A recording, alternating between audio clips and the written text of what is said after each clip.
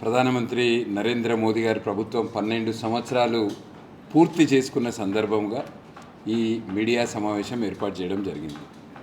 ఇలా ముఖ్యంగా 3 విషయాలు ఉన్నాయి. ఒకటి విశ్వాసం, రెండవది అభివృద్ధి, మూడవది ఏదైతే పేద ప్రజల కొరకు బడుగు బలహీన వర్గాల యొక్క సంక్షేమం కొరకు మోడీ గారి ప్రభుత్వం చేస్తున్న పని. విశ్వాసం గురించి ఇంతకుముందే జిల్లా అధ్యక్షుల వారు అనేక విషయాలు చెప్పారు. ఇంతకుముందున్న లీడర్లకు మోడీ గారికి అదే తేడా. ప్రజలందరూ కూడా మోడీ గారిని మొదటిసారి 2014లో ప్రధానమంత్రి చేసినాక ఒక ట్రస్ట్, అంటే మోడీ గారు ఏది చేసినా కూడా అది దేశం కొరకే చేస్తారు అనే ఒక విశ్వాసం, ఒక నమ్మకం ఇవాళ మన దేశ ప్రజలల్లో ఏర్పడ్డది. మోడీ గారు అందరినీ దీపాలు పెట్టమంటే అందరు దీపాలు పెడుతున్నారు. మోడీ గారు అందరినీ ఇంటిపైన జాతీయ జెండా కట్టుకోవాలని అందరికీ పిలుపునిస్తే అందరూ హర్ ఘర్ తిరంగా కార్యక్రమం చేస్తారు. మొన్న మోడీ గారు ఇప్పుడున్న ఆర్థిక వ్యవస్థ, ఇప్పుడు ఏదైతే యుద్ధం జరుగుతుందో దాన్ని దృష్టిలో పెట్టుకొని బంగారం కొనడం తక్కువ చేయాలి అంటే ప్రజలు బంగారం కొనడం తక్కువ చేస్తారు. వేరే దేశాలకు పోవడం తక్కువ చేయాలంటే తక్కువ చేస్తారు. ఎలక్ట్రిక్ కార్లు కొనమంటే ఎలక్ట్రిక్ కార్లు కొంటారు. ఇట్లా అంటే మోడీ గారికి ఈ దేశ చరిత్రలో ఏ రాష్ట్రంలో కానీ ముఖ్యమంత్రిగా ఉన్నవారు కావచ్చు, ప్రధానమంత్రిగా ఉన్న వ్యక్తికి ఇంత విశ్వాసం ఎన్నడూ లేకుండే ప్రజల దగ్గర నుంచి. అది నరేంద్ర మోదీ గారు. మోదీ గారు ఏది చేసినా దేశం కొరకే చేస్తారనేది ఒక బలమైన విశ్వాసం ఇవాళ ప్రజలలో ఏర్పడ్డది. రెండవది అభివృద్ధి. దేశమంతటా అభివృద్ధి కంటే నేను ఎక్కువ తెలంగాణలో ఏం అభివృద్ధి చేసిండ్రు అనే దాని మీద మాట్లాడతాను. మన మంచిర్యాలకి కేంద్ర ప్రభుత్వం ఏం చేసిందనే విషయంలో మాట్లాడతాం. తెలంగాణ రాష్ట్రానికి ఏదైతే ట్యాక్స్ల రూపంలో రావాల్సిన వాటా మనము 2014 నుంచి 26 వరకు చూసుకుంటే ఈ 12 సంవత్సరాలలో 1,18,000 కోట్లు తెలంగాణకు రావాలి ట్యాక్స్ రూపంలో. ఇది కాకుండా కేంద్ర ప్రభుత్వం ఇచ్చిన నిధులు దాదాపు 1,00,000 కోట్లు. ఈ ఒక్క ఆర్థిక సంవత్సరమే చూసుకుంటే మనం 2026-27 ఆర్థిక సంవత్సరంలో ట్యాక్స్ల రూపంలో రావాల్సింది 33,180 కోట్లు తెలంగాణ. కానీ కేంద్ర ప్రభుత్వం మొన్న ప్రవేశపెట్టిన బడ్జెట్లో తెలంగాణకి ఇచ్చిన గ్రాంట్స్ 22,783 కోట్లు. అంటే ఆ 33,000 కోట్లు కాకుండా ఇంకా 22,000 కోట్లు తెలంగాణకు కేంద్ర ప్రభుత్వం ఇచ్చింది. ఇవి కాకుండా స్పెషల్ అసిస్టెన్స్ అని ఉంటుంది. అంటే 50 సంవత్సరాల వరకు ఇంట్రెస్ట్ ఉండదు, కేంద్ర ప్రభుత్వమే ఇంట్రెస్ట్ భరిస్తుంది. ఈ స్పెషల్ అసిస్టెంట్ కింద కేంద్ర ప్రభుత్వము తెలంగాణకు గత 5 సంవత్సరాలల్లో 9,500 కోట్లు ఇచ్చింది. దీని ఇంట్రెస్ట్ అంతా కూడా కేంద్ర ప్రభుత్వమే భరిస్తుంది. ఇక 40 సంవత్సరాల నుంచి పసుపు రైతులు మన తెలంగాణలో పసుపు బోర్డు కావాలని పోరాటం చేస్తారు. 40 సంవత్సరాల తర్వాత ఇవాళ పసుపు రైతుల యొక్క కళ టర్మరిక్ బోర్డు ఏర్పాటు చేయడం జరిగింది. జాతీయ రహదారులు, నేషనల్ హైవేస్ మోడీ గారి ప్రభుత్వం వచ్చినాక 2024 వరకు నేను చెప్పేది 4,926 కిలోమీటర్ల జాతీయ రహదారుల నిర్మాణం ఈ రాష్ట్రంలో జరిగింది. 31,000 కోట్లతోటి జాతీయ రహదారుల నిర్మాణం చేపట్టడం జరిగింది. ఈ మధ్య భారత్ మాలా అను కొత్త ప్రాజెక్టు మొదలైంది. భారత్ మాలా ప్రాజెక్ట్ కింద కూడా మన తెలంగాణకు 1,719 కిలోమీటర్లు కొత్తగా శాంక్షన్ అయింది. దానికి 38,927 కోట్లు. ఈ పనులు ఇప్పుడిప్పుడే ప్రారంభమవుతున్నాయి. ఇది జాతీయ రహదారులకు సంబంధించి ప్రధానమంత్రి గ్రామీణ సడక్ యోజన. దీని కింద దేశం మొత్తము 8 లక్షల కిలోమీటర్లు ఇప్పటి వరకు గ్రామీణ ప్రాంతాలలో రోడ్ల నిర్మాణం చేపట్టడం జరిగింది. ఇది వాజ్పేయి గారి టైంలో ప్రవేశపెట్టారు. ఆ 8 లక్షలల్లో 4 లక్షల కిలోమీటర్లు మోడీ గారు ప్రధానమంత్రి అయినాక కట్టిండ్రు ప్రధానమంత్రి సడక్ యోజన కింద. రైల్వేస్, చెర్లపల్లి రైల్వే స్టేషన్ 500 కోట్లతోటి కొత్త చెర్లపల్లి రైల్వే స్టేషన్ ఇనాగ్రేషన్ అయింది. 700 కోట్లతోటి సికింద్రాబాద్ రైల్వే స్టేషన్ అవుతుంది, నాంపల్లి రైల్వే స్టేషన్ అవుతుంది, కాచిగూడ రైల్వే స్టేషన్.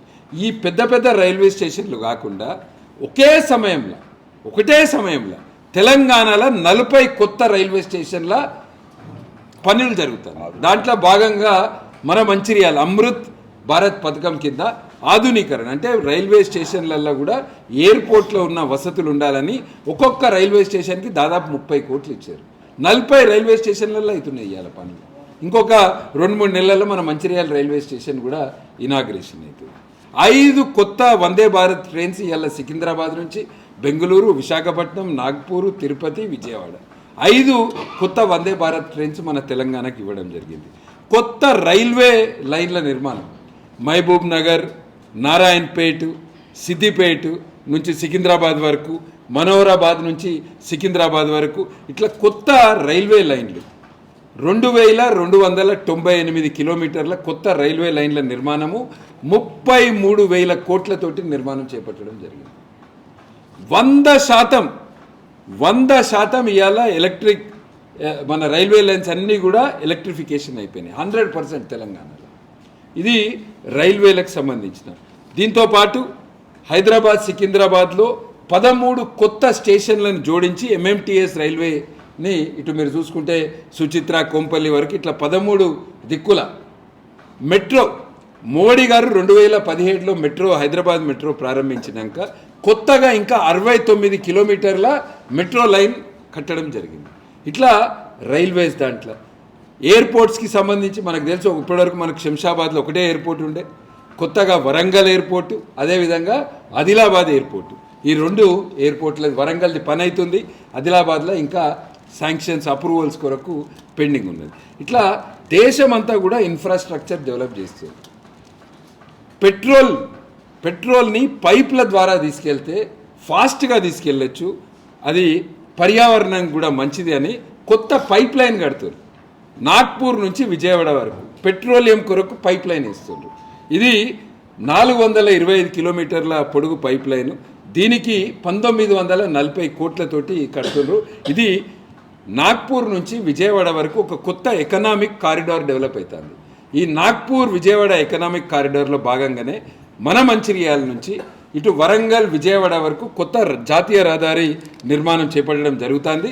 దానికి మన మంచిర్యాల నుంచి వరంగల్ వరకు 108 కిలోమీటర్లు. మొత్తము ఈ హైవేకి, ఈ జాతీయ రహదారికి 6,100 కోట్ల రూపాయలు శాంక్షన్ అయింది. దీనికి ఇప్పటికే ల్యాండ్ అక్విజిషన్ అయిపోయింది. మన మంచిర్యాల నుంచి వరంగల్ వరకు పనులు కూడా ఇప్పటికే ప్రారంభమైంది. కొత్తగా మన మంచిర్యాల నుంచి లక్షట్పేట్, ధర్మపురి, జగిత్యాల మీదుగా ఆర్మూర్కి 5,200 కోట్లతోటి కొత్త జాతీయ రహదారి, దానికి కూడా మొన్న కేంద్ర కేబినెట్ ఆమోదం తెలిపింది. మన మంచిర్యాల నుంచి ఇటు బెల్లంపల్లి, కాగజ్ నగర్, ఆసిఫాబాద్ పోయే జాతీయ రహదారి ఇప్పటికే అయిపోయింది. 3,500 కోట్లతో కట్టిన ఈ జాతీయ రహదారిని నితిన్ గడ్కరీ గారు దీన్ని శంకుస్థాపన కూడా చేయడం జరిగింది. మన మంచిర్యాల నుంచి నలుమూలల మనం కేవలం జాతీయ రహదారులకు తీసుకుంటే 10,000 కోట్ల కంటే ఎక్కువ మోడీ గారి ప్రభుత్వం ఖర్చు పెట్టింది. 6,100 కోట్లు, 5,200 కోట్లు, 3,500 కోట్లు, అంటే దాదాపు 14,000 కోట్లు ఇవాళ మన మంచిర్యాల నుంచి పోయే జాతీయ రహదారులు.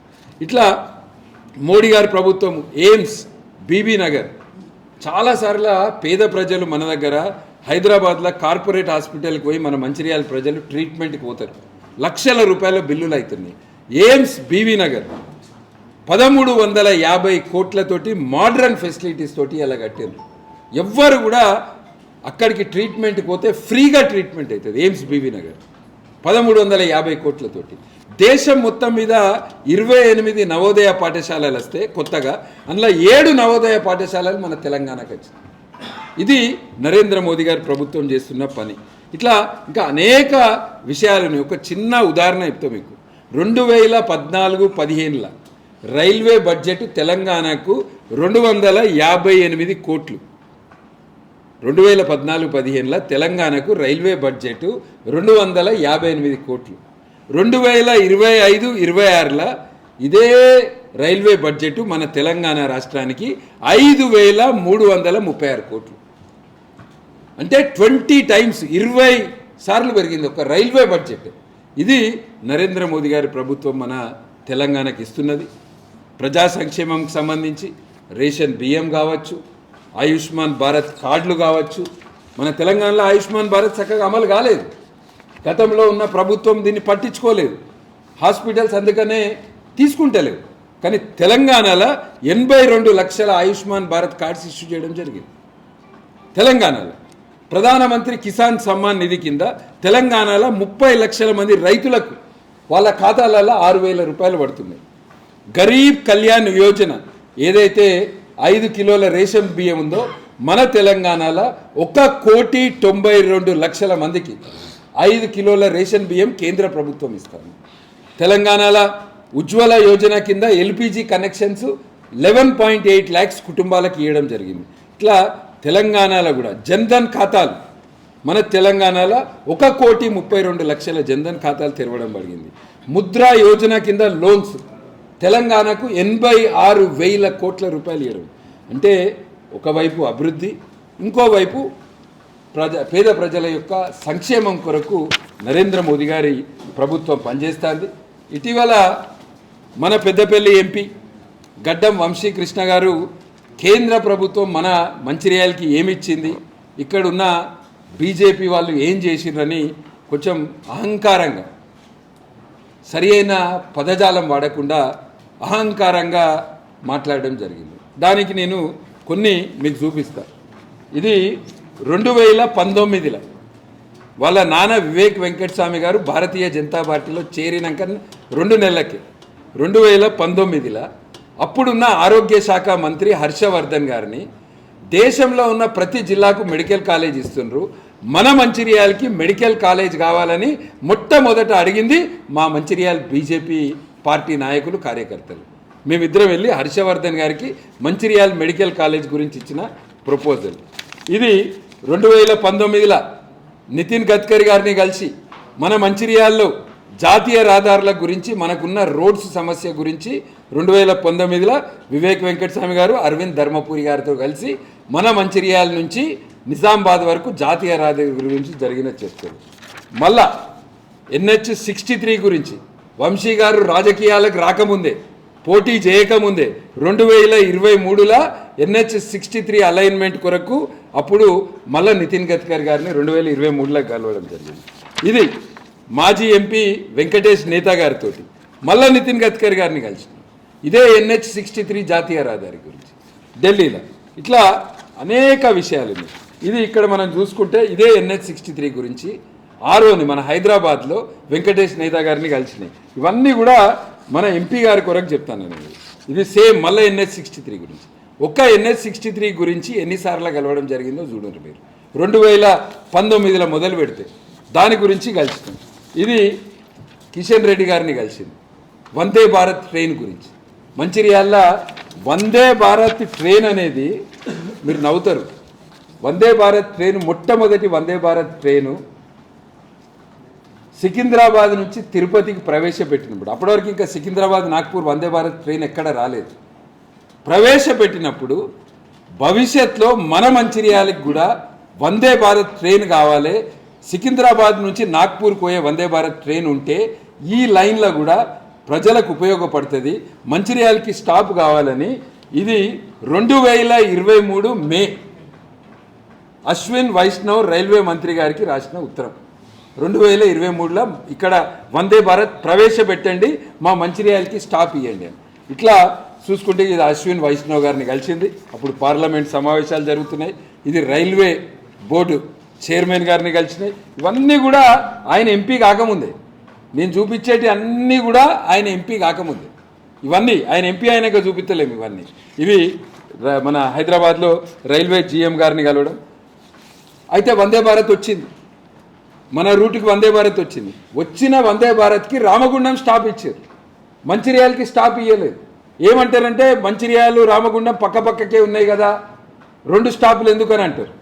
ఇది రైల్వే శాఖ మంత్రి చెర్లపల్లి రైల్వే స్టేషన్ ఇనాగ్రేషన్కి వచ్చినప్పుడు మేము చెర్లపల్లి రైల్వే స్టేషన్లో వారిని కలిసి ఎందుకు మంచిర్యాలకి స్టాప్ ఇవ్వాలని పోరాడినాం. మరి ఇదే ఎంపీ వంశీకృష్ణ గారు ఆ రోజు రామగుండంకి స్టాప్ ఇచ్చి మంచిర్యాలకి స్టాప్ ఇవ్వకపోతే ఎందుకు స్టాప్ ఇవ్వలేదు మంచిర్యాలకి అని అడగలేదు. ఎందుకంటే మా నియోజకవర్గానికి ఒకటే స్టాప్ ఉంటే చాలు, రామగుండంకి వచ్చింది చాలు అని సంతోషపడ్డాడు. మంచిర్యాల గురించి అడగలేదు. వాస్తవం ఏంటిది? వాస్తవము కాగజ్ నగర్లో ఎంపీ గోడం నగేష్ గారు, ఎమ్మెల్యే పాల్వాయి హరీష్ గారు కాగజ్ నగర్కి స్టాప్ ఇచ్చినందుకు మంచిర్యాల బీజేపీ నాయకులు ఎన్నో రోజుల నుంచి అడుగుతారు. ఇక వాళ్ళకి స్టాప్ ఇచ్చినప్పుడు వీళ్ళకు కూడా ఇవ్వాలని ఇవ్వడం జరిగింది, కానీ వేరే ఏ కారణం లేదు. ఎంపీ గారు ఇప్పటి వరకు 2 సంవత్సరాలు అయిపోయింది, ఒక్క కొత్త స్టాప్ తెచ్చిండ్రా మీరు మంచిర్యాలకి? ఒక్క కొత్త రైల్వే స్టాప్ తెచ్చిండ్రా మీరు మంచిర్యాలకి? పక్కకున్న కాగజ్ నగర్లో బీజేపీ ఎంపీ గోడం నగేష్ గారు 2 సంవత్సరాలల్లో 8 కొత్త ట్రైన్స్ స్టాప్స్ వచ్చినాయి. మన మంచిర్యాలకు ఒక్క కొత్త ట్రైన్ స్టాప్ రాలేదు. కేరళ ఎక్స్ప్రెస్ మంచిర్యాల ప్రజలు ఎన్నో సంవత్సరాల నుంచి అడుగుతారు.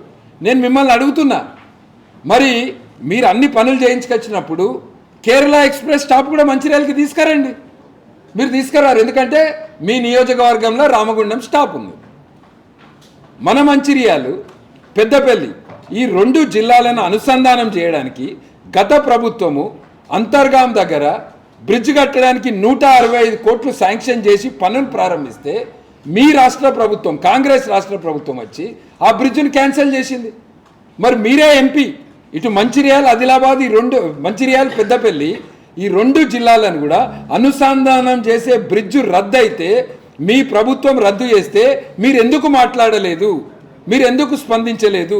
మీరెందుకు రాష్ట్ర ముఖ్యమంత్రి గారిని కలిసి నా పార్లమెంట్లో ఉన్న ఈ 2 జిల్లాలకు ఈ బ్రిడ్జ్ కావాలని ఎందుకు అడగలేదు? మీరు కేంద్ర ప్రభుత్వం దగ్గరికి పోయి మరి నితిన్ గడ్కరీ గారికి ఒక కొత్త ప్రపోజల్ ఇచ్చి ఒక 200 కోట్లు శాంక్షన్ చేయించి ఈ బ్రిడ్జ్నైనా కట్టిరు. మరి అది చేయరు మీరు. మంచిర్యాల పెద్దపల్లి జిల్లా ప్రజలకు ఇవాళ హైదరాబాద్కి పోదామంటే చాలా ఇబ్బందికరమైన పరిస్థితి. ఎన్నడో కట్టిన రాజీవ్ రహదారి మీద రోజు రోజుకి యాక్సిడెంట్స్ పెరుగుతున్నాయి. మన ప్రాంతానికి హైదరాబాద్ పోవడానికి ఒక కొత్త జాతీయ రహదారి కావాలి. మరి ఈ 2 సంవత్సరాలలో మీరు ఒక్కసారన్నా మంచిర్యాల పెద్దపల్లి జిల్లా ప్రజలకు హైదరాబాద్ పోవడానికి జాతీయ రహదారి కావాలని గడ్కరీ గారిని కానీ ప్రధానమంత్రి గారిని కానీ ఇంకెవరినైనా ఒక్కరినైనా కలిసిండ్రా మీరు? నేను అడుగుతున్నా, మీరు కలిసిండ్రా? చాలా ఇంపార్టెంట్ ఇష్యూస్ ఇవన్నీ.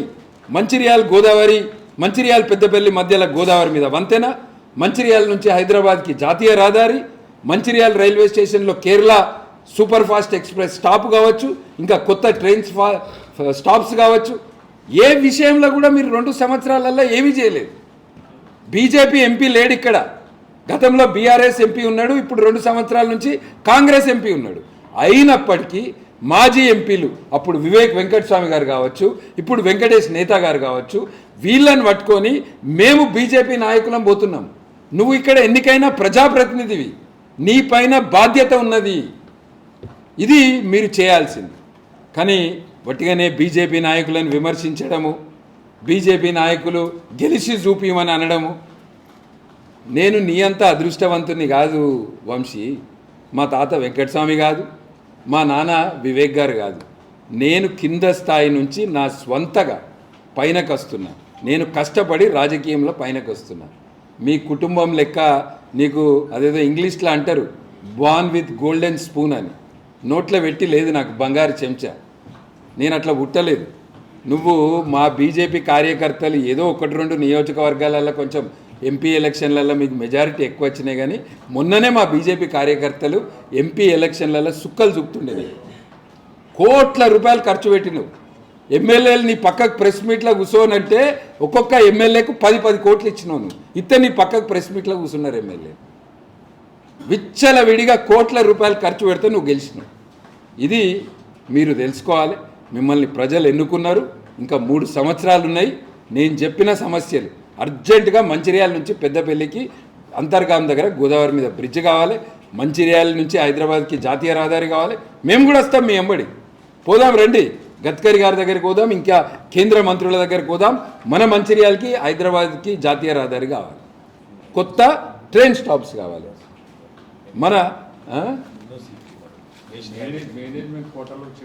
ఇక అవన్నీ ఎందుకని ఇవన్నీ నేను చెప్తున్నా. ఇవన్నీ కూడా గుర్తుపెట్టుకోవాలి. ఈరోజు ఈ సమావేశంలో ముఖ్యంగా ప్రధానమంత్రి నరేంద్ర మోదీ గారి నాయకత్వంలో దేశమంతా కూడా ఒక విశ్వాసం ఏర్పడ్డది మోదీ గారి మీద.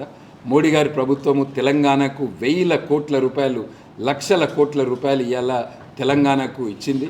అనేక అభివృద్ధి కార్యక్రమాలు, జాతీయ రహదారులు, కొత్త రైల్వే లైన్లు, కొత్త రైల్వే స్టేషన్లు, ఇట్లా అనేక అభివృద్ధి కార్యక్రమాలు, దాంతోపాటు తెలంగాణకు సంక్షేమ పథకాలు అందిస్తూ నరేంద్ర మోదీ గారి ప్రభుత్వం ఇవాళ మన మంచిర్యాల జిల్లాను కూడా అభివృద్ధి చేసింది. నరేంద్ర మోదీ గారి నాయకత్వం